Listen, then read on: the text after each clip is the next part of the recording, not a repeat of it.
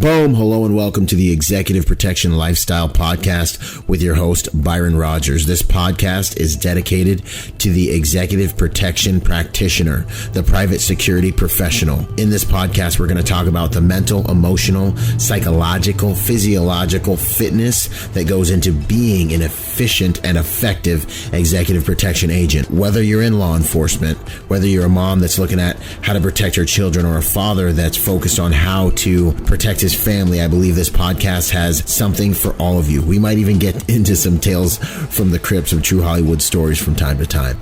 I'm doing this podcast because I feel the reality of this job is simple. If you really want to be good at executive protection, it's more than just a job. It really is a lifestyle. And those of you who've been in the game for any serious amount of time, you already know what I'm saying is true. So if that sounds interesting to you, enjoy the show. Out.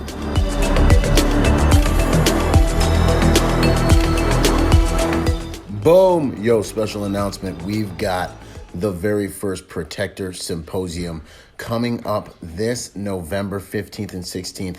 Check the website, Byron Rodgers Motivation, for more information about it. You can purchase tickets there. It's going to be amazing. We've got Ed Calderon and Yosef Badu coming on to teach us some hardcore soft skills. Check it out. Get involved. I guarantee you won't be disappointed. We're going to have a great time leveling up as Protector. So check the website, ByronRodgersMotivation.com or ExecutiveProtectionLifestyle.com for all the details and to purchase you and your security detail, police department, or family's tickets out. What you are currently listening to is part 2 in a series. If you haven't heard the first one, I suggest you go back and check out the content we put down 1 episode ago. If you've earned your way here, sit back and enjoy the show. We've got some awesome content coming your way right now.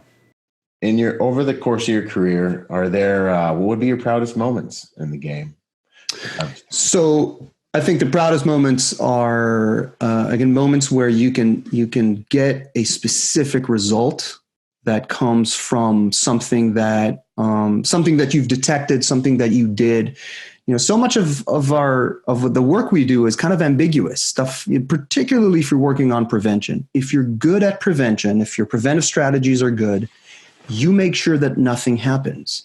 Mm-hmm. And it could be kind of frustrating to see that nothing happens and you can't measure that. So it is interesting. And again, you should be satisfied by the fact that nothing happens, but it's really difficult to kind of put your finger on what you did to, but when you find something, when you're paying enough attention and, particularly in the parts of, covert kind of work with surveillance detection, stuff like that, where you've detected a correlation. You've detected somebody in a vantage point, and then they move to another vantage point, and then boom, you have a detection of something that you can deliver on to an investigative unit that pursues that is satisfying. Or when you pay enough attention and you detected a drone operator that when he first launches the drone, before he even launches the drone, and then you catch him launching it, and bam, you make the report, and then boom, security triangulates on the person, and you get something like really what you can actually see a physical result of something. Those are always beautiful. Yeah. Heck yeah. No, that's awesome. Yeah. It's kind of to see because you're right. I feel like with that type of work, you're kind of in this like mucky, like this world of like trying to look for these clusters and correlations, and you're doing a lot of work, and like it can look like maybe nothing, or that you're verifying nothing, But then, in most cases, it is going to be nothing. In most cases, yeah, exactly. So and it's a weird thing to hope for something bad to happen. But then again, I mean, you're there for that purpose. Yeah. So to provide that result is a very physical kind of way of it really kind of clicks in. Heck yeah. Yeah, that's awesome, man. I could totally see how that would be. So HiCom, we talked a little bit about HiCom, and you said that they're primarily oriented around the Jewish community, helping. who, what, where, when, why. Do you want to go into HiCom anymore? Sure. Yeah. So we started out, HiCom was founded in 97. So it's even before 9/11. And, protecting at least the protective services part of it, because HiCom also has, it's subsequently split into two companies, and it has an equipment part to it. And we always have a security systems installation part to it. But the protective services aspect has always been focused on the Jewish community and Israeli community, because we have an Israeli background. We were founded by an ex-Israeli member of the Shin Bet, who was doing dignitary protection and protection of embassies and consulates, and he founded it. And most of the people in the beginning, like me, were Israelis. So the clientele that's concerned about terrorist activity is obviously the Jewish and Israeli community. So they're our first clientele, but it's expanded dramatically since then. It's basically, we provide high level preventive security. And it turns out that a lot of people are interested in that. And it just spread to everything from community centers and hotels, and Silicon Valley loves that kind of stuff. And a big part of it is, and maybe I think a big part of the adaptation of the Israeli methodologies, particularly when it comes to customer service, is that if you understand deeply enough what it means to prevent, if you understand deeply enough that what you're targeting is not an attack, it's the hostile planning process before the attack, and you understand the vulnerabilities of a hostile planner, you can target those vulnerabilities very subtly in a way that's going to target a hostile observer, but isn't going to freak out or offend anybody who's not a hostile observer. So you can make an omelet without breaking any eggs, and it's a thing of beauty. And a lot of organizations really value that kind of security, and that's why we've expanded since then quite a bit. Yeah, that's awesome. That's good to go, man. It works. Yeah, and I love what you said, because it's like the people who, an observer or someone who's in that hostile planning cycle, they're kind of sketched out, and they're like trying to kind of get their pictures and understand or do their advanced work. And they realize you have certain contingencies and certain hard points or places that they're trying to be or see or observe. Yeah. People don't often think about that, the fact that a hostile planner is much more vulnerable than a lot of people realize. Definitely more vulnerable than an attacker. And everybody's always focused on the attacker. The hostile planner is the one who has to collect a lot of information in order to put together the attack and the plan to the attack. And B, has to do it covertly, which is really difficult. They have a huge amount of risk on their hands. People always talk about ourselves. We work in risk management. Think about their risk.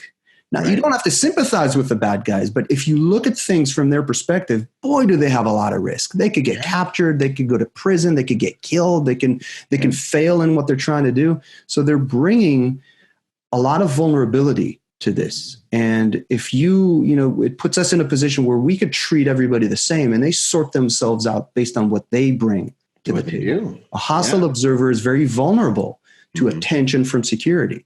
A non-hostile observer, not really. I mean, take it, right? Just flies right over there. You're not offending them. You're just politely acknowledging them, nodding your head, and saying hi. It doesn't really do much to them. Yeah. What are you doing here? Oh, I was going for a walk in the park.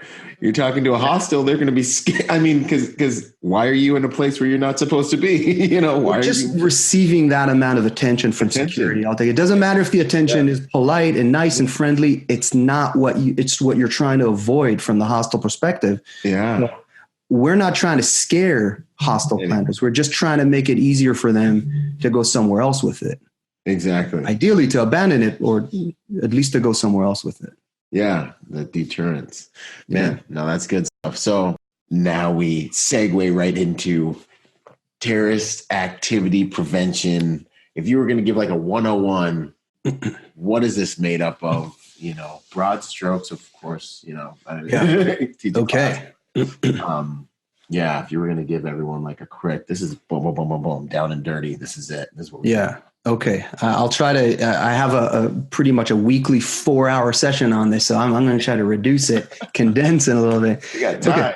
Okay, there's two parts to it. First, with the first thing you have to understand is that prevention and reaction are not the same thing. These are two capabilities that you want to have on hand, but they're not the same thing. Prevention comes first, reaction comes later if necessary. Hopefully it doesn't, but you want it on hand in case.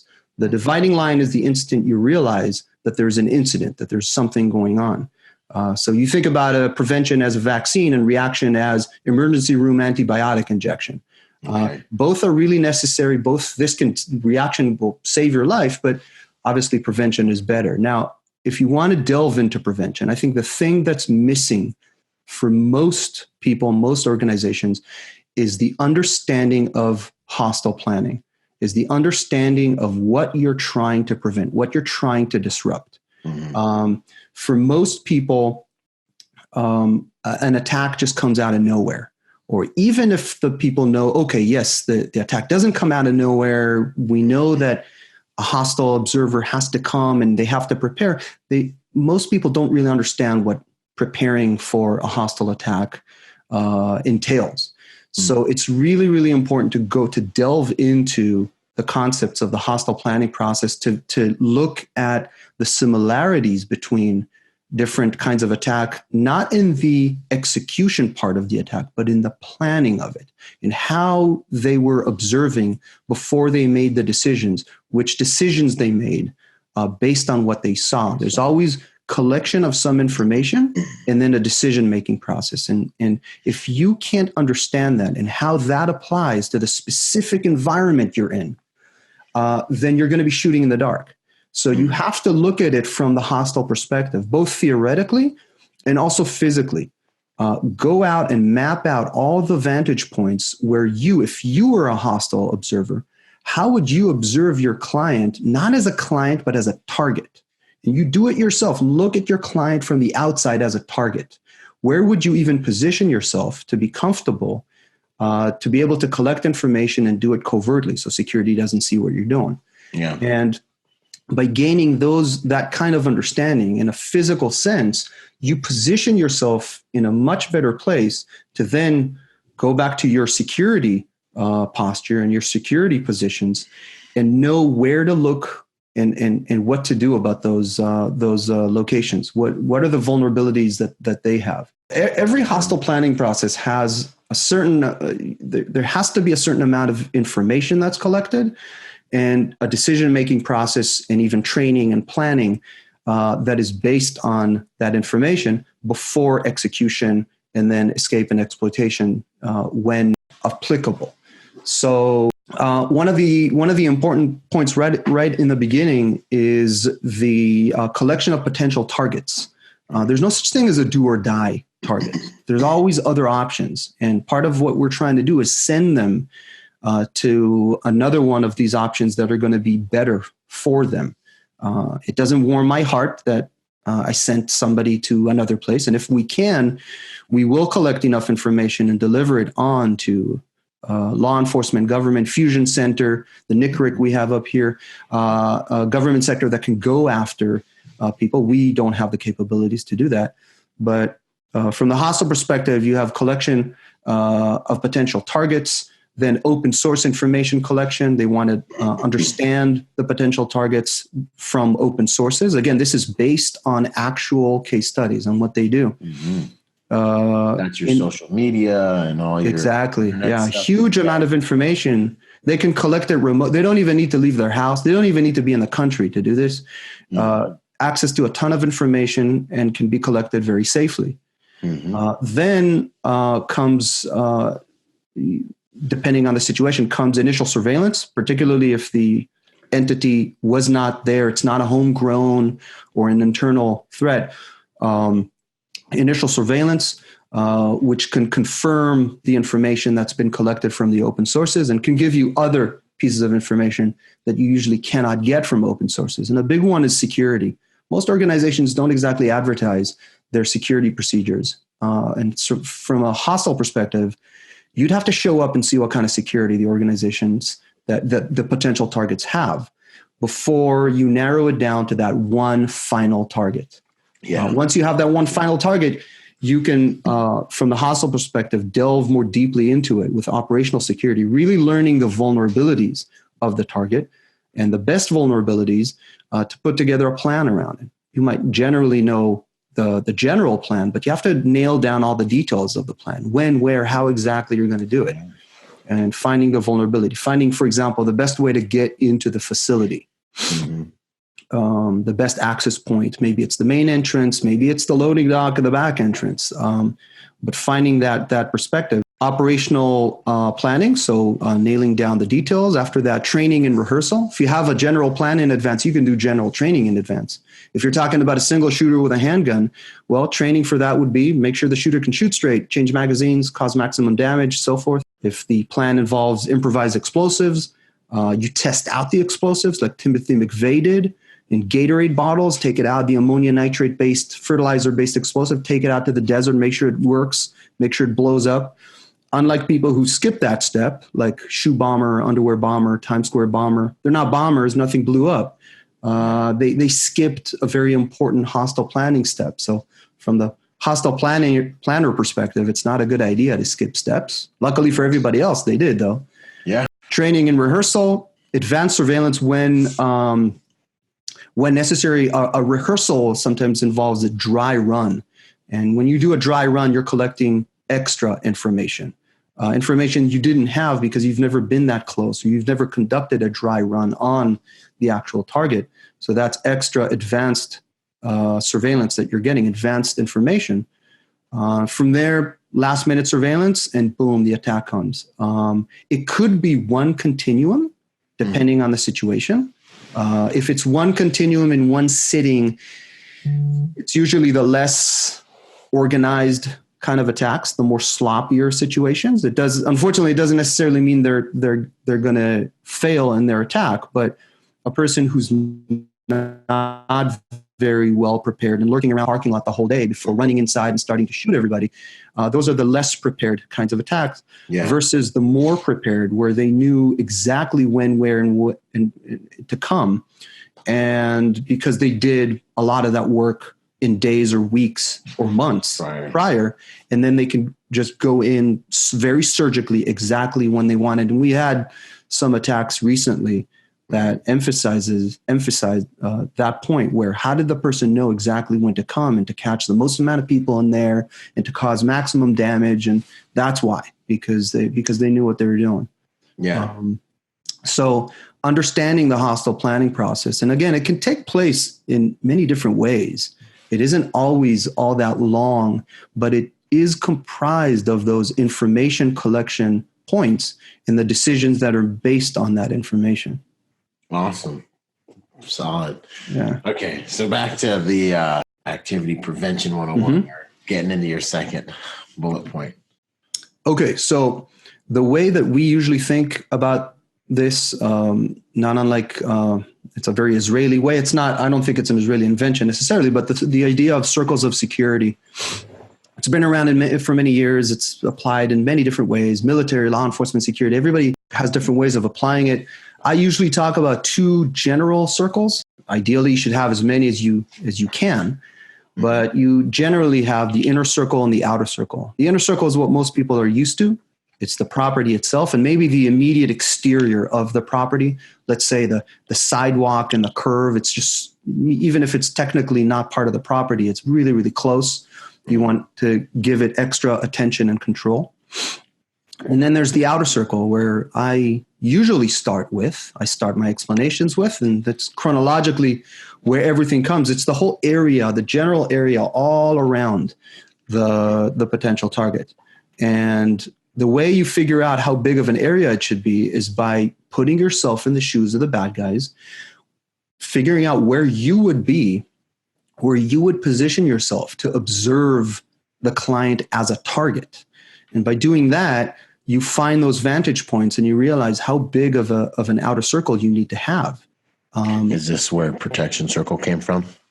Protections, the circles of security and protection circle. Circle also denotes the idea of like a circle of a conversation kind of dynamic. But yeah, the circles of security is such a huge part of what we do, and it's a big part of how we think. It's always the more important part of it is the way of thinking, because what you do changes every time. It applies in different ways, but you think about things from the perspective of circles of security. And your outer circle is that circle where you're not physically in charge of its public property or even other private properties, but it's locations from which you can be observed. And hence locations from which the hostile planning process might be coming. And you want to nip it in the bud. You go as early as possible and as far away as possible. You don't let them come to you. You go out to them and apply it in a very subtle way, because we can't be aggressive about it outside of Israel.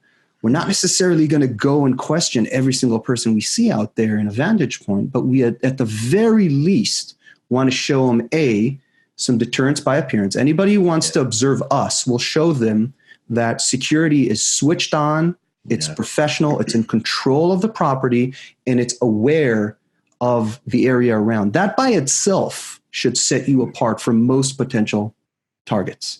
That by itself, if you only have that, it's already very likely that they're going to go somewhere else where they don't have those switched on operators on the outside paying attention to the environment. But to go even above and beyond, you want to pay enough attention. You want good visual control of the area so you can detect people who spend time in that area. And as soon as you detected them, you give them an acknowledgement. The exposing or the soft exposing, which is an acknowledgement.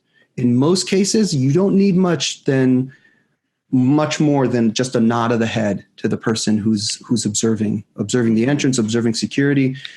This is the beauty. This is the part where you're making an omelet without breaking any eggs, because to a normal person without hostile intent, without that's not vulnerable to attention because they're not trying to hide anything. Yeah. Maybe they nod back. Maybe they don't. You're not offending them in any way. You're not freaking them out in any way. But a person who's trying to collect information to figure out if this is a good target and gets detected and acknowledged by security from, let's say, a block away, that's bad news. Yeah. The nod of the head might not mean much to a normal person, but to a hostile observer, it means that security has detected you and acknowledged your presence at this place at this time. Security has your time, location, and general description. Yeah. And that's bad news. I'm not expecting to scare them off. I'm expecting anybody to run away screaming. I'm expecting them to realize, this is by far not the ideal target, because I'm the easiest target, and this is by far not the easiest target. Yeah, absolutely. And now from there, if we want to go to the inner circle, the inner circle is comprised of two general basic ideas of establishing a secure start, which is what you do in the beginning of any event or the beginning of a shift, or of a morning shift is a good example of it. Some kind of opening procedure, some kind of sweep that you have to do. One operator can do it. A team of operators can do it. A canine unit. It's the same idea of making sure that there isn't something already there waiting for you. Yeah. And once you've established that and you have a perimeter, the idea is to maintain it that way. And you maintain it that way through access control. You restrict uncontrolled access points, and you filter in people and objects to the extent that is necessary. Every place is different. To make sure that nothing comes and contaminates the safe zone that you've established. And that also, anytime you talk about stuff like access control, a big part of the way we think is that access control starts as soon as possible and as far away as possible. Most people think about it where there's just a few feet between the operator and the individual who shows up. So I can, hello, sir, can I ask what you're coming in for? Can you show me a form of identification? Blah, blah, blah, blah, blah. But the process really should start way earlier, as early as possible. And that's why we want to position ourselves, if possible, on the outside. So you can see someone coming from a block away, and you can already judge their appearance and body language and see what they're wearing, what they're carrying, how they're moving, and you send them out signals as well, like the nod of the head, and watch what happens to their movement and to their body language when they get acknowledged by security. you try all these things to see if something might come out of them from a distance. So if I can see signs of nervousness, or if I can see something that looks less than ideal, I don't want to realize that that is the case when it's right on top of me. I want to see it coming. So I at least have some time, either for the worst case scenario to respond to it, or just to collect more information. By the time they get to me, I should already have a general picture of them based on the general baseline of how people move and how people look. And, Left of Bang talks a lot about this kind of stuff. And I've, we're basically applying many of those concepts, and even some concepts that aren't necessarily contained in Left of Bang. But that's the general idea of how we look at people, and we apply it to access control before they ever even get close enough to talk to. Awesome. Yeah, no, I had Yosef on, as you probably know, one of the first couple episodes. And he taught that hunter-killer program, which is that Left of Bang or doctrine for over a decade. And he still does to agencies. And it just, especially for protectors, I think is extremely important. To understand those clusters of behavior and what to look for, and, to have that nonverbal conversation and things like that. It's so valuable. But I love everything you're saying, like really pushing that because and even in my mind, sometimes you think in access control, all right, here we are, who's coming in, who's coming out, how do we want it to look? What are we doing? But really, pushing it out as far as possible. When can we start picking this traffic up, maybe visually, or even maybe on our cameras? Are there BOLO vehicles we're looking for? They are in the area and things like that, and pushing that circle out as wide as we can effectively is smart. And observe people when they realize what's coming, when they walk towards. And so we do a lot of work, for example, with metal detectors. And I think that should be unsurprising since with the clientele that we have. And we always position forward observers for that. And for to the untrained eye, these people are essentially ushers, telling you, oh, there's the shorter line here, and can you please get your bags and metallic items and bags on the table. But a big part of what they're doing is they're looking at how people behave when they realize they have to go through a metal detector that they didn't necessarily know was coming. A lot of this stuff is done in special events where you're working in some convention center or hotel or something like that, and people aren't necessarily expecting metal detectors. So you look at how they behave when they realize that. And a lot of people can be surprised, but you judge what kind of surprise. Some people get a little nervous. Some people get a little giggly. Looks like I'm going to the airport or blah, blah, blah. Coming because they have nothing to hide. And we have caught numerous people who don't behave like that. They turn around and they start checking pockets. They start kind of nervously pacing and trying to figure out what's going on and how they can bypass it and stuff like that. And that's what we're trying to detect, because somebody can outsmart pretty much any protective measure you put out there if you give them enough time to figure things out. We don't give them any time. We are going to detect them and acknowledge them as soon as they show up, even in the outer circle. That's why it's really important to look at the way people respond in the outer circle, that transition from the outer circle to the inner circle. 100%. Yeah, no, we, at one of my venues, it's a faith-based organization. We do the same exact thing. And one of the things we tell the folks and the volunteers and things that we work with is a lot of it is just, watching that body language and interviewing everyone as they come towards the doors and see that there's going to be a bag search, welcome, sir, ma'am, be as polite as possible. God bless you, blah, blah, blah. But you're looking for that response to, that security measure, because that's going to be very telling. And it's a great tool for deterrence too, as well.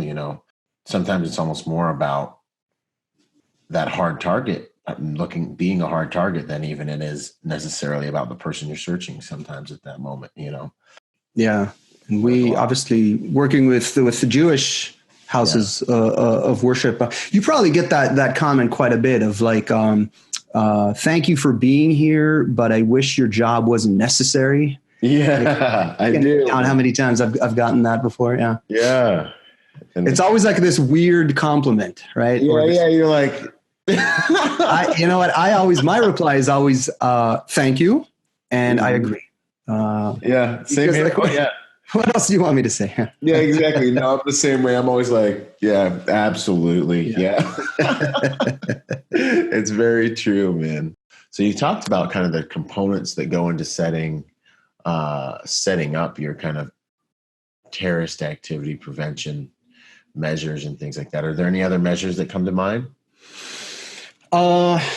Yeah, I mean, there's again, this is where it gets into the weeds, and there's no way to cover everything. I will say though, one of the interesting dynamics is that difference between full-time facility campus work and special event work, and how the dynamics are a bit different in a special event because if it's done in, let's say, a hotel and convention center, not in a full-time facility that you protect, it's a little different because you're not on hand days and days or weeks or months in advance to deter a hostile planner who might be trying to plan this operation, their attack, well in advance. A lot of the events that we protect are advertised weeks or months in advance, so somebody can potentially start preparing for it weeks or months in advance. So what you want to do, the way you want to think about it is when you show up, obviously you're doing an advance or more than one advance, and you want to understand the venue.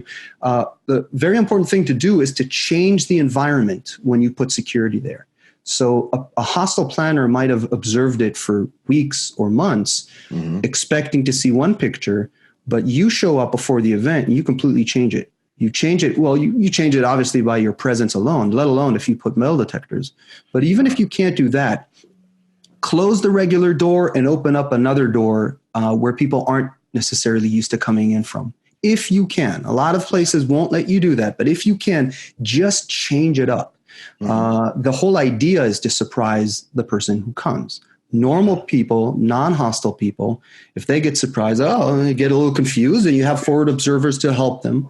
But a hostile planner who's expecting to see something and now sees a completely different picture with a whole team of operators, you're really, really unhinging them.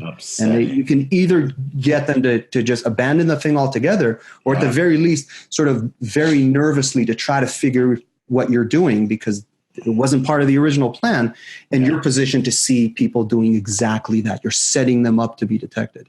Yeah, that's awesome. No, it's the little things, man.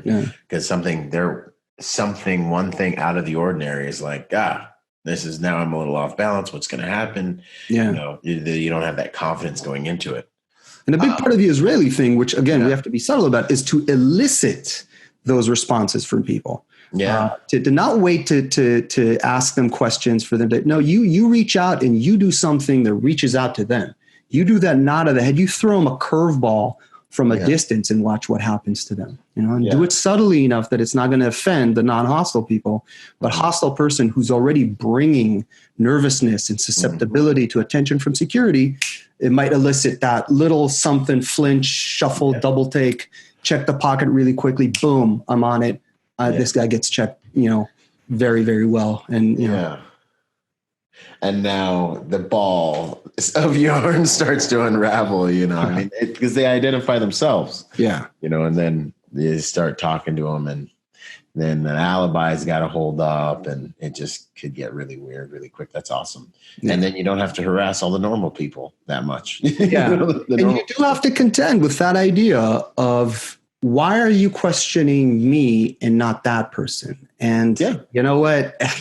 You either do or don't explain to them. In Israel, you don't. Here, that's why it's you got to be more diplomatic about it. And sometimes you do.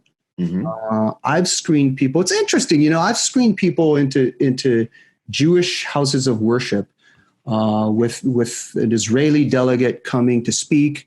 And here comes a visually clear Muslim, not just somebody on the, not just a person who happens to be, no. This is a person dressed in traditional Muslim clothing and gets checked much more than everybody else.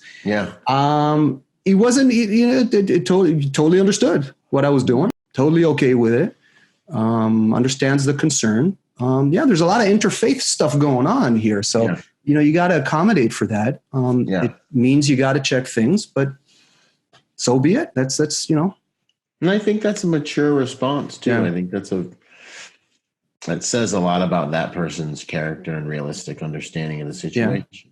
And not everybody's like that. So some people do get more upset. You try to kill them with kindness. It doesn't always kill them. But if you do it quick enough and efficient, and you realize what's going on, and it's interesting that the dynamics there, oftentimes the argumentative people, merely by the fact that they feel that they can stand and argue in front of security, are telling you, the first thing they're telling you in most cases, if they can argue articulately, is that I'm not a hostile person. Right. I might be annoyed. I might be whatever. I might not agree with what.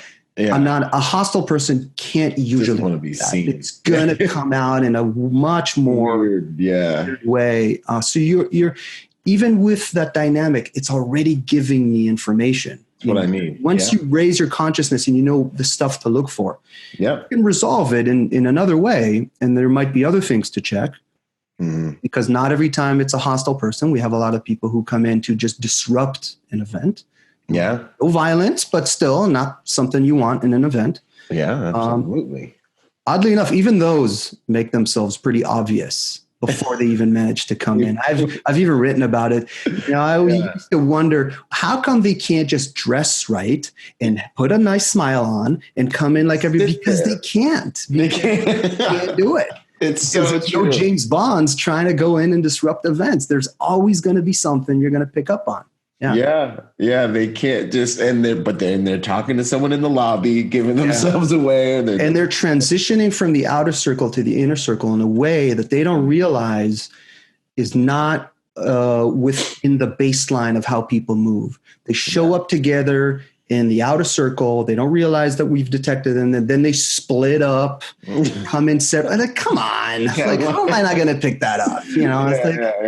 That's funny. Yeah, no, that's good, man. That's very good. That's good stuff. What types of attacks are there any common types of attack profiles that you guys see or deal with?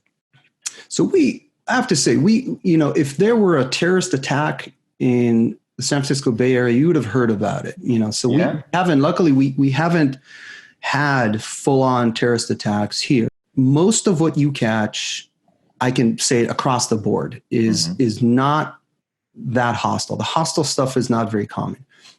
Much more common to catch the non-hostile protesters, disruptors, stuff like that is not uncommon. And you either can or can't screen it out before.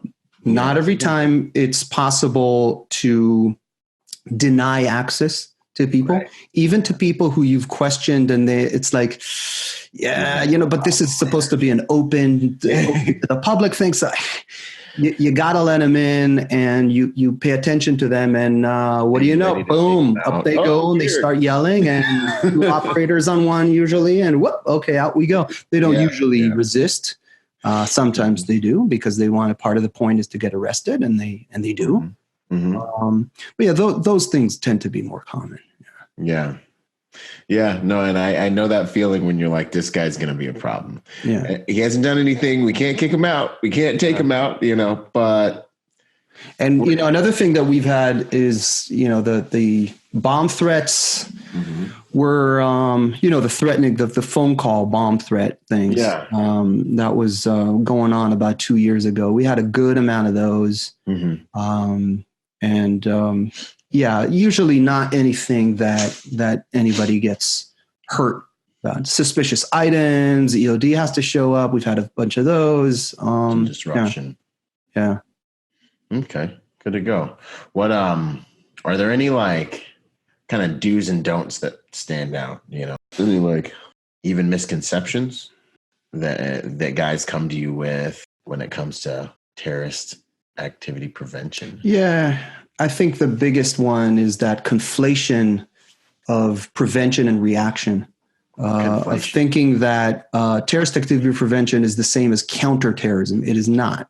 Counterterrorism is what SWAT units usually do, or the counterterrorism has to do with force on force, as opposed to a preventive vaccine before any force is applied, because you're targeting the planner, you're not targeting the executioner, the attacker. Wow. Like I said, you want to have both capabilities on hand, but you don't want to conflate one for the other. They are different things. The same people can do both things. It's just a question of what you do first and what you might have to do later if necessary. So that's a big one. Another one is, I think, the natural tendency to not balance things right, where it's a tightrope, really, to walk the line of security together with customer service. And it's very easy to kind of fall to one side of the tightrope or the other, to get too strict with people, and or to get too nice, and you don't want to offend anybody. So that weird looking person, you didn't want to offend, okay, let's just go in and everybody just have a good time and happy. So it's that very, very tricky tightrope in the middle to balance. Yeah, no, that's good. I think we all struggle with that second one, because I mean, when you want to kind of put yourself out there and skyline yourself as that guy, who stopped such and such, or has now caused a social incident, like has just caused an issue, because you've tried to do your job, and then also you're representing the reputation of your clientele and also the representation of your company. Yeah. So there's always these gears in the back of your head that are like, if I engage in this, these outcomes can go anywhere. know? And another big part that I also try to explain is the idea that security is kind of an umbrella term for a number of things. Most of the time when we talk about security, we're talking about physical protection. Physical protection of assets, mostly people that are the big asset. But the umbrella contains more than just the physical protection. It contains the feeling, the emotional feeling of security, not for us, for the clients, the people who are paying for this. Particularly when you're doing preventive security, the only way that a client can really judge your performance is by how they feel. Do they feel secure? Are you imparting to them the feeling that they're safe, they're secure, I'm watching your back, don't worry, everything's okay. Yeah. And the idea that your protective measures have to, in addition to protecting the assets, they have to impart that feeling of security to the client. And I've seen people, unfortunately, who can't quite understand that concept. So they get really good at the physical protection, and really they get kind of cocky about it, and they don't think that they need to reach out and demonstrate that to the client. And that's a mistake, because a client who doesn't understand what you're doing for them will probably ask you to be replaced by somebody who is better at that, somebody who makes them more comfortable. So never forget that comfort level that the client has to have with you. Absolutely. So you're saying basically, because a lot of what we do, the clients don't understand. And so maybe part of it comes to educating the clients, but helping them, see the value in what you're doing when you're doing it is just better for your health when you have to do it. And maybe not valuing the clients, kind of civilian mindset around what you're doing is a big mistake. So I would say, explaining things, educating the client is important. But beyond that, I think a lot of what I'm talking about here, because I love to educate people as much as I can, they don't usually give you all that much time, is demonstrating to the client. Okay. So, for example, the nod of the head that you give to people who arrive, I give it to everybody. Okay, so obviously it's the bad guys that need to get it because you want to see if you can elicit something. You also give it to the point of contact. You also give it to the CEO. You always also give it to everybody. Yeah. And I've gotten comments, and mostly, of course, compliments from people in facilities where, so the head rabbi or CEO or somebody who's like, well, you always see me from like a block and a half away. And I say, thank you. Yes, I always see everybody coming from a block away. And there's like, that's like you show them, you demonstrate to them that that's the kind of attention that you're giving. Because if you don't do that, if you see the vehicle of your point of contact or somebody from the facility and they have a schedule kind of thing and they always park around there and they always walk, and that's fine. That's nobody who's I know the person, they're totally cool. I can concentrate on what's going on here. And I don't, guess what they think when they walk in? You didn't even see me, right? If you're doing access control. Of course I saw the person, but if you don't show them that you see them, if you don't demonstrate that to them, they're usually going to assume the worst about you. They're going to assume that you're not paying enough attention. So that's one of the sad things about our industry, that if you don't demonstrate, at least in a subtle way, it didn't happen. Then if you didn't report it, or if it was an incident, then the assumption is that you weren't there or you didn't notice it. And they're going to start feeling uncomfortable with the idea that you're not watching out for them. So it doesn't take much. If you can just spot the person from a distance, give them a little nod of the head, show them where you are, show them how much attention you're giving them. Sometimes in the mornings, for example, we'll get graffiti on the walls. We've had all sorts of stuff in the Jewish community, swastikas and hate crimes, all sorts of stuff like that. But even if it's not anything serious like that, you got to report that kind of stuff. You can't just walk past something like graffiti and say, it's paint on the wall. It's not hurting anybody. It's just got tagged in the middle of it. No, you gotta, if they didn't get the report from you first about that, you're wrong. The assumption is you didn't see it and they think you're not paying any attention. So it's the importance of demonstrating what you're doing to the client. Mm-hmm. Yeah, no, that's huge. That's huge. And it validates the concept. I mean, you don't make money for the client, so it's like any opportunity you can. Absolutely. You are a huge expense to the client. Yeah. Yeah. It's a great one. Man. Yeah. That's good stuff. Types of terrorists? What kind of demographics do you guys see around? Or is it just kind of really one type? With the Jewish community, I think the biggest split is between some form or another of Islamist terrorism, and white supremacy. And at least in the US, I think it's always been the case. Yeah. Obviously, 9/11 was a big, huge blip of Islamist terrorism. But it's always been the case that white supremacist terrorism and attacks are much more common than Islamist terrorism in the US. It's a bigger problem. So, some of those preconceived notions of looking for the Middle Easterner and looking for, that's, what, you can't, it doesn't always, statistically speaking, we get more of the white supremacy stuff. Yeah. And in terms of successful attacks as well. Absolutely. Up there. So that's a big one. And it's gotten way bigger in the last few years too. So that's a huge concern. Yeah. Yeah. No, that also, when I started to study these things a bit more, it's like, wow. That revelation, I was kind of like, wow, okay. Well, especially too, coming out of the Marine Corps, I've been looking, dealing primarily with one, demographic, really primarily. So I agree with that, that whole kind of sentiment. What do you find most fascinating about the terrorist prevention work that you do? I think the idea that you can treat everybody the same and they sort themselves out. I think that the aesthetics of that you understand the susceptibilities of a hostile observer and realize that you don't have to smash those eggs to make that omelet.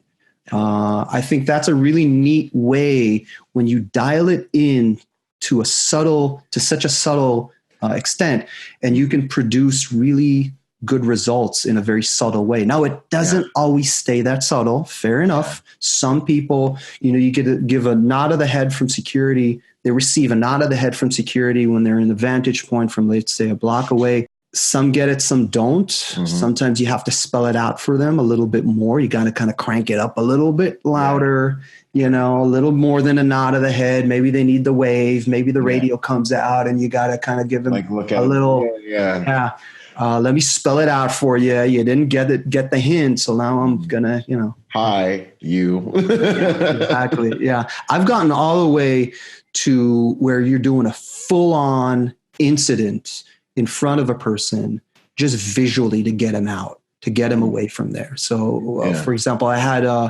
working in one of the temples with the school, and they have a preschool, and there's a pickup of children. So doors are open, security is there, parents coming in to pick up their kids, and here's a guy sitting in a pickup truck on the other side, a catty corner, like on the other side of the intersection, nervously smoking cigarettes and looking at the entrance. Okay, nod of the head, another nod of the head. How you doing? Nod of the head, looking, nod of the head. What's going on? Trying to see if the person's nothing. Sitting there nervously smoking cigarettes, looking at the entrance. Yeah. I can't go over there. I can't leave my post. Right. I was working it alone. I don't have anybody to back me up. Not in that moment. Mm-hmm. I don't see a weapon. I can't call 911 on a guy sitting in his car. There's no, so what do? You make it into a full on, here comes the radio. Yeah. You start pacing, pointing, camera, you're filming pictures. That's an omelet where you're smashing eggs to make. Now you're smashing eggs. That is a blunt instrument. Pictures of me. That is hitting people over the head with that, which is the reason why you use that kind of stuff really sparingly. Yeah. You don't want to do it. It's very effective, but it's a bit too blunt. Mm-hmm. It's a blunt object. So you don't want to overuse it. You're going to piss off too many people. Even then, the probability is it's not a terrorist. Right. So it's just, look, I'll apologize for it later. I don't know if this is last minute surveillance before an attack. I got to do something. It's riskier not to do it than to do it. I'll do it. Yeah. Again, I'll apologize for it later if necessary. But you were doing your job. Yeah, exactly. That's awesome. Now you're breaking eggs on that album. Sometimes you can't always. Yeah, sometimes you're going to break some eggs. It's inevitable. Yeah. Oh man, that's awesome, man. What are the hardest lessons you've learned in the field doing this work with the terrorist prevention? Well, this is maybe a good segue to go from the terrorist activity prevention into the surveillance detection that I do a lot of writing about. And in 2008, the company decided to send me to Israel. So I go to Israel once a year, every year anyway, but to send me to a surveillance detection course in Israel, basically to bring back some of that knowledge from surveillance detection to raise our level of terrorist activity prevention, to delve more deeply into the hostile planning process, and to see if there's stuff in surveillance detection that can elevate our level of work. And, at that point, I was already doing this kind of work for 4 years. I had gotten a ton of experience with Jewish organizations, Israeli government, foreign governments, every single law enforcement agency in the Bay Area that we worked with, foreign dignitaries and State Department, and just working with a huge variety on this. And, I assumed very wrongly that I would be probably okay in the Israeli surveillance detection course that I was going to go. And, the guy who did it, you had him on not too long ago, was Ivor Terrett. Yeah. And I'm not sure if he still runs those. We had a very short amount of time, and he basically, this is negotiations between our companies, and he basically put a much larger course condensed into a very, very short period of time. He threw me as an Israeli, so he could be kind of rough with me, and everybody else there was rough with me too. And man, that was humbling. That was really, really, really humbling stuff. Because not only did I not do well, it's like I was just completely lost. But that's the beauty of getting humbled, because it's so you good. Learn, it elevates you. And then I took that back and started applying more of that in what we did, and started applying it in new stuff, which started out being courses that we ran together teaching surveillance detection, and then getting into surveillance detection operations and learning even more about how it works and what works and what doesn't work and what works in some environments and what kind of people work in some environments and not in other environments. And so that was by far the biggest for me. Yeah. Yeah. Wow. Okay. Awesome. So what makes a person, place, or thing attractive to a terrorist organization? So the two main things that are attractive pretty much to a criminal in general, but maybe terrorists in particular, is the two qualities that a target needs to have are value and ease. The value, depending on what it is, I mean, most crime is monetary. So value in that case would be a monetary value. Terrorism is ultimately a political value. So you want to create a political effect by means of a sub-goal of creation of death and destruction. So if the place is valuable from a terrorist perspective, it means it's well known. It means it can create a big effect in that respect. So the level of exposure, the level of notoriety that a place has, the how famous it is the value aspect. And the other is ease. How easy is it? And so the ideal terrorist target would be very valuable and very easy. It turns out that you don't necessarily have all that many targets like that are very, very valuable and very easy, because a target that's a high value target usually has more security on it to make it less easy. Yeah. What usually gets picked by terrorist organizations is the easiest target, though. Even if the ease will always trump the value. Even if the easiest target has less value than a harder target, the easier one is most likely to be chosen. It isn't necessarily an absolutely easy target, but it's a relatively easy. If it's relatively easier than the other potential targets on that list, that's most likely to be chosen. Awesome. So from the perspective of a client, of the targets themselves, you want to compare yourself to your comparable organizations. I know some people get uncomfortable with that idea of comparing yourself. That's what the bad guys do. So you better do it yourself to see how well you fare compared to the competition. How much more likely it is that they'll choose you rather than somebody else. Absolutely. You want to be the less easiest target in the game. No, but I agree 100%. There's just so much value in putting yourself in the mindset of your adversary. Yeah. It's huge. And just observing and looking for the holes in your game and the chinks in your armor. And how would you do it with your life experience and training and understanding of things? And those same holes that you see, other people can perceive. Yeah. Otherwise, you're just shooting in the dark. Bad guys just come out of nowhere. And if you can't take that perspective, Right. Yeah. So you want to be the hardest target, in essence. Yeah. Essentially. And, it's funny, like the Darwin's theory, man, he said survival of the fittest, but when you go deeper into that stuff, it seems like survival of the herd is truly what he was getting at. If you've ever studied some of that stuff. Yeah, I mean, it depends, and there's some controversy to the group versus individual survival when it comes to evolution. But in many situations, depending on the animal, we're making an analogy here, of course. Yes. But the group makes sure the group.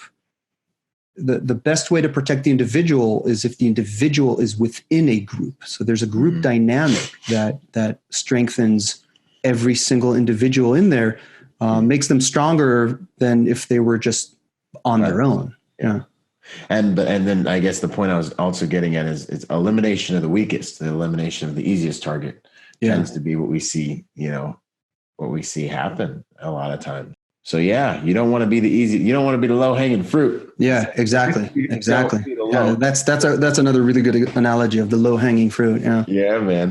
Is there something that's, I have one of the most important things to remember, something that's very important to remember when dealing with a terrorist organization, things that are important to remember or know about them. They can help someone. Yeah, I think just that, going back to the fact that terrorist attacks don't come out of nowhere. Gunmen don't materialize inside buildings. They have to come from somewhere. Yeah. And these are, you don't have to sympathize with these people, but you have to understand that these are people. They base decisions on what they know. Mm-hmm. And nobody, even if it's a suicide mission from their perspective, they don't want it to be a failed mission. So they're not trying to fail. They're trying to succeed, which means they're doing some kind of preparation, some kind of planning, some kind of collection of information before they execute. And look for that. Don't just wait around for the attack to come. Nip it in the bud. Be proactive about it. And that's, I think, really the most important thing. Not to conflate that. Don't just argue with, well, what about the guy's already inside shooting people? Then what do I do? Well, okay, we'll talk about that. Yeah. There's some emergency reactive responses that we should talk about, but that doesn't come out of nowhere. Yeah. And then on the other side of it, on the right side of bang, if something like that does seem like it's happening or is imminent, do you have what would be the considerations as something like that begins to unravel? If you do have, someone coming towards the metal detectors, it seems like they're sweaty palms, they're nervous. What types of considerations kind of go into something like that? I know it's going to have to be a broad stroke situation to get detected. Yeah. And,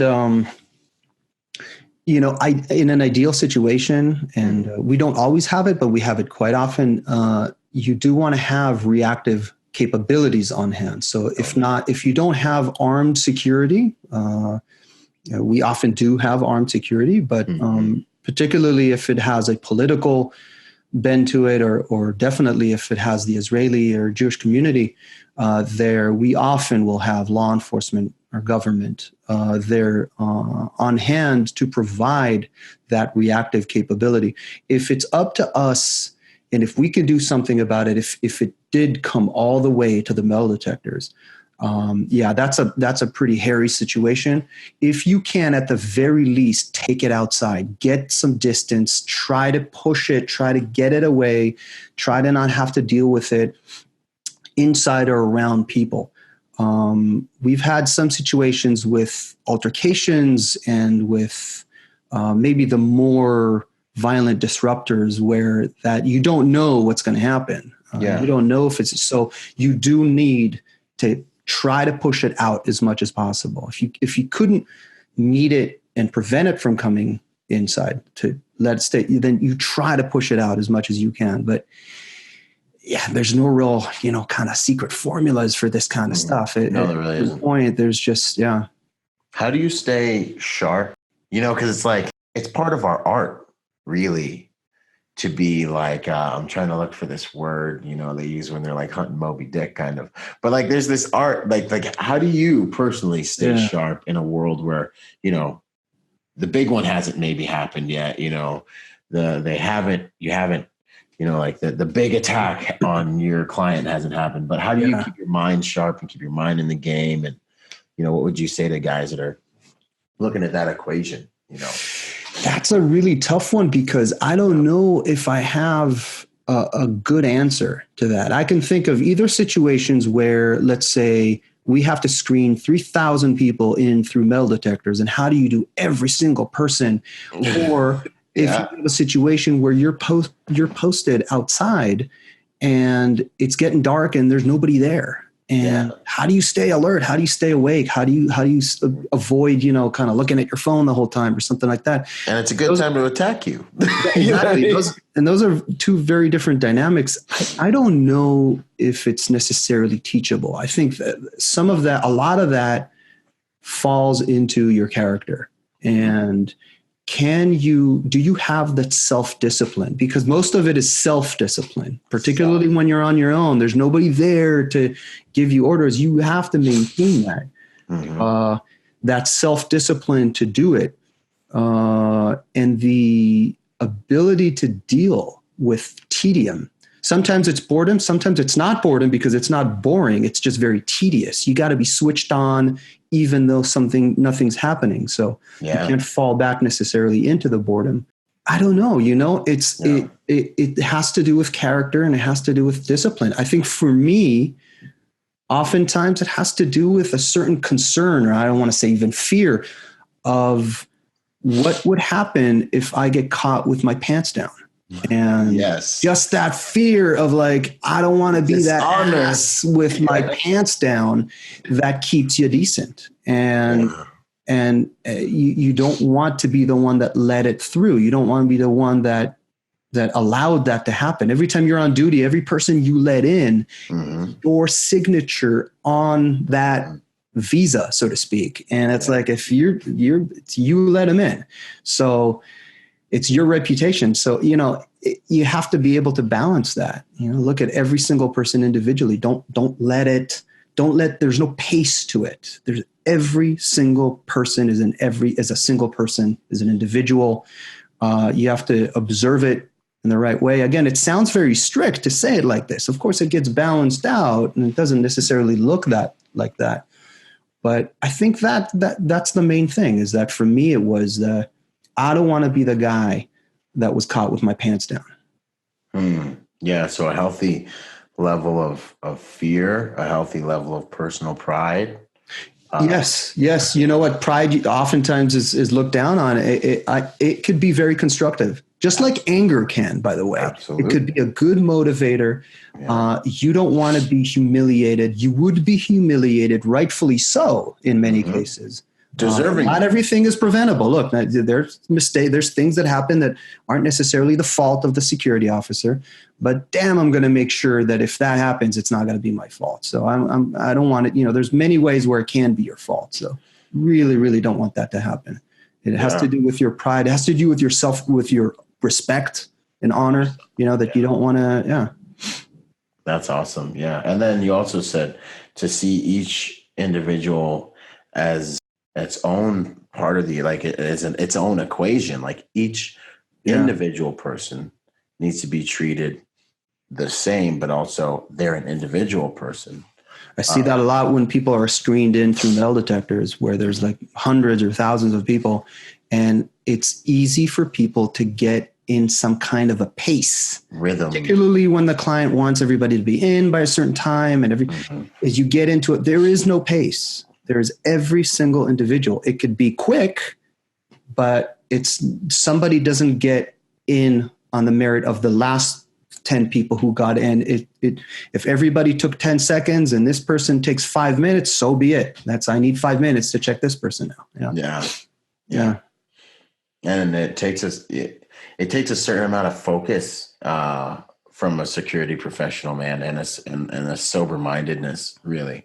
Yeah, and that's, again, the part I don't know how to teach that, Yeah, you're right. It is very much a character issue, I think, too, because, I think the personal pride aspect of it would have been there before the Marine Corps, and the discipline would have been there, by the way I was raised before I went and learned in the Marine Corps. But the Marine Corps definitely amplified my ability to sit on post and be like, fixed.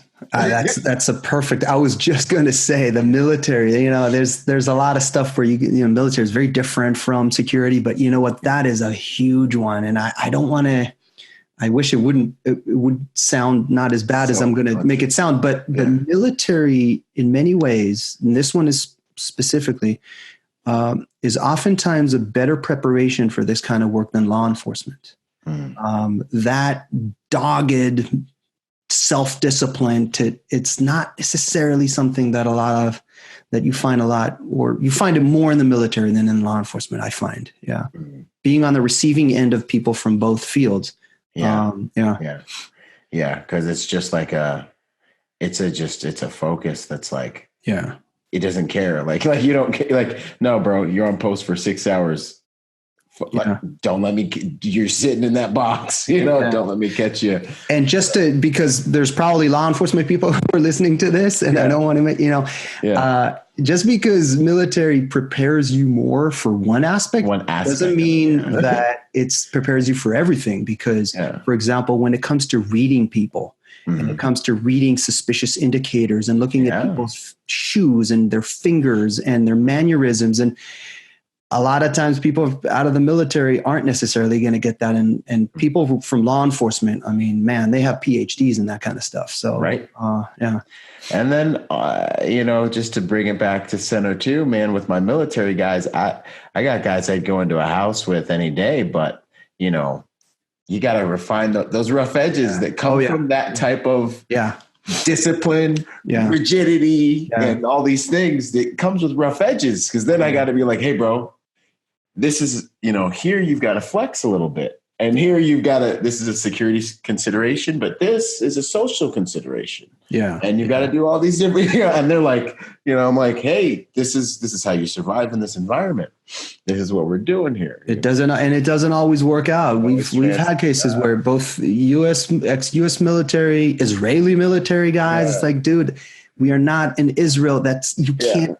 It's like you do that again, and you're probably out, man. We can't, and I can't help you. Yeah, exactly. I tried already. This is the last chance, man. No, I go to war with you, bro, but you're not going to make it here. Exactly. Yeah. Oh man, well that's awesome, man. Is there anything else on the tip of your tongue as far as the kind of the terrorist prevention work that you do? I think an interesting and surprising thing is that once you learn about about terrorist activity prevention, about the hostile planning process that comes before a terrorist attack, and you'll start noticing that it comes it comes before most types of crimes. They might not necessarily be planned as thoroughly, statistically speaking, as terrorism, but we used to do loss prevention for years in sporting goods stores. Very different kind of security, by the way, loss prevention, because your main asset is the product. And we used to notice people doing complete hostile planning processes for shoplifting. I'm not talking about a stick of gum in your pocket. I'm talking about procurement of there's entire organizations that do this kind of stuff. And they procure products from stores for winning. There's entire rings of these kinds of things, particularly for more expensive items. And they go through perfect hostile planning processes. And it used to blow my mind to see that, particularly when you do different stores and the stores communicate and you see people doing their initial surveillance, jumping around between different stores, looking for the advantages, looking for what they're going to do, doing rehearsals, doing all these kinds of things. It's so sophisticated. And it's interesting to see, what it is and isn't, because these are human beings trying to achieve something. And if you look at what the hostile planning process is and you write it down, you'll see that it isn't just even only for crime. It's how military operations are planned as well. It's a well-organized literally it is actually plan of action. That's wild. Yeah. So I think the most important thing about this is to demystify terrorism and crime and to understand that this is something that comes out of human beings. And I'm not trying to sympathize with the bad guys, but the better you understand the way of thinking, the better positioned you are to disrupt it. Well said. Fantastic. That's awesome. Now, is there anything, any practices in terms of lifestyle that you're doing that you think make you a better at this work, or just better as an individual? Probably. I don't to think of myself as better than others, but I think the fact that I have a very analytical kind of mind. I like to think about stuff, and I would like to think about why it works and why it doesn't work and what makes the difference between things. And if you combined with kind of being a watcher, be a watcher of people, look at people, try to figure people out, try to play. I have an article called Inductive Observation of try to play a Sherlock Holmes kind of game with people, try to figure them out, try to see what it is on the outside, what it is on what they're wearing, what they have, anything they have on their bodies, any jewelry, the way they move, and try to figure out what kind of person this is and try to test these hypotheses. In situations where you do get to find out, and you get better at this gradually. You make mistakes and you learn from them, and you succeed and you learn from that. And you try to be a watcher and try to always think about what it means that a person has something like this on them at this place at this time. What does it mean about the person? What does it mean about where they're going? About what their motivations are? Nothing is on you randomly. You put everything there. What does it say about you? And what does it say about what you're going to do, what you're planning on doing? Yeah. And that is why I don't have sleeves tattooed. Like I was like, man, maybe I should. And then I was like, nah, man, dudes start thin slicing me, and then you're married to all these concepts you're exposing. I mean, if you do, you do. But I think the same way, man, what, the jewelry people wear, that's such good advice. And when you say like, you're operating on a higher level of awareness than most people are when you start really be like, oh, there's a guy, seems like a cool guy. This is what he does for a living, blah, blah, blah, blah, blah. But then there's the other person who does the things that you just told them, who's like taking a look at, say, the jewelry they're wearing. How expensive is it? What size stones do they have? It's not necessarily like a status symbol, but it tells me a little bit about your personality, maybe taken into conjunction with the shoes that you're choosing to wear. Exactly. And yourself. Yeah. And all these little things, and these little clusters that you chose to present this to me. This is what you chose for me to see, or for us to see. And now I understand a little bit about what you're presenting. Why are you presenting this? And now a 30-second conversation can go from just like your basic, oh, he seems like a pretty cool guy, to like, maybe you understand some things about that person's character. Personality on a deeper level. And it's so stinking valuable. Yeah. I mean, even you, like you're a pretty well-known person in our industry, so it isn't like saying much, but just that ring you have, that type of wedding ring, matched with that ruggedized watch that you have on your hand, on your wrist, and the way you have the your physique, and the way it's not at all impossible or huge stretch to figure out that you probably have some kind of background, some kind of military, law enforcement, security kind of something going on there, just based on those little cues. Yeah, 100%. They're expressions of who you are. And you can't get away from them. Like for me, when I see somebody with like one of these Garmin Phoenix 5 watches, I'm like, yo, this is an outdoors guy. This is a functional guy, possibly a military background. Because like, who else needs a watch that has like GPS and all this weirdness in it? This isn't an Apple Watch guy. You know what I mean? Like, this is a little bit different. You could have just went and got an Apple Watch that does all the cool stuff. So, and these are valuable little like head starts in certain directions that can help you gain rapport with someone, which is tremendously beneficial, depending on your outcome. Even if your outcome is to stop them or do something security related or anything, gain rapport with them, understand them. I've got a cross on, you know what I mean? That's another huge, now you can understand a lot more about my psychology. And by the way, you can do something about that if you want to. And that kind of comes into play a lot when you're working covert. For whatever purpose, and you don't necessarily want people to know that. So you want to absolutely be conscious of how you look to others, be in control of that. So if you want to project something other than what you actually are, because you want to be under some kind of a visual cover, then you want to get rid of those items and you want to replace them with maybe something else. I have in my closet, I have a bunch of clothes that I hate. I don't even know what compelled me to get those fucking shirts or whatever. I have them specifically for when I need to look dorky and silly, annoying and whatever, to not represent who I really am in the field. That's beautiful. That's good stuff, man. Yeah. Awesome. Well, I think that concludes most of our terrorist prevention episode, man. Thanks so much for your time.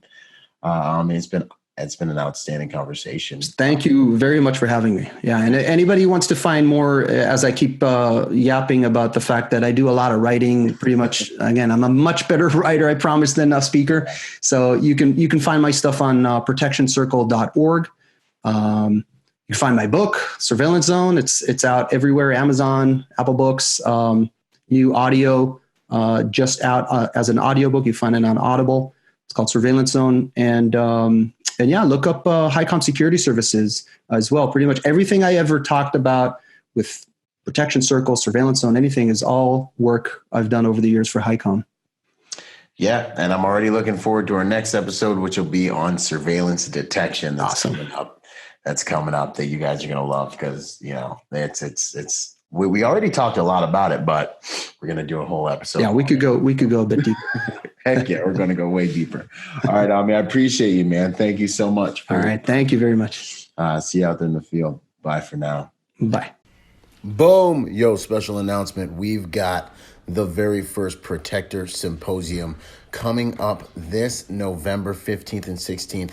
Check the website, Byron Rodgers Motivation, for more information about it. You can purchase tickets there. It's going to be amazing. We've got Ed Calderon and Yosef Badu coming on to teach us some hardcore soft skills. Check it out. Get involved. I guarantee you won't be disappointed. We're going to have a great time leveling up as Protector. So check the website, ByronRodgersMotivation.com or ExecutiveProtectionLifestyle.com for all the details and to purchase you and your security detail, police department, or family's tickets out.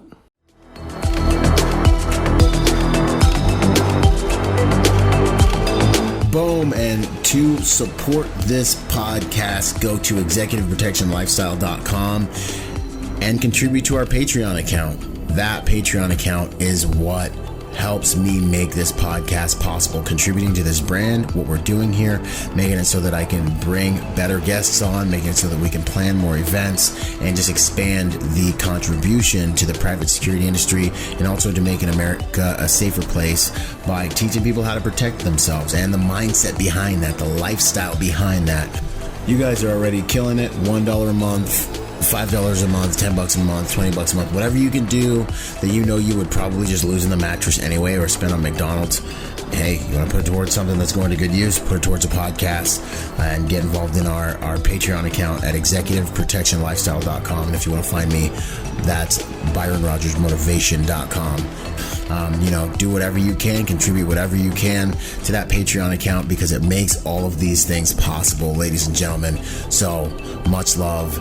Thank you, and thank you for making those contributions. You guys rock. We're already doing amazing there, and it's just because of you guys. So thanks once again for those contributions. Boom. I hope you guys enjoyed that episode of Executive Protection Lifestyle Podcast.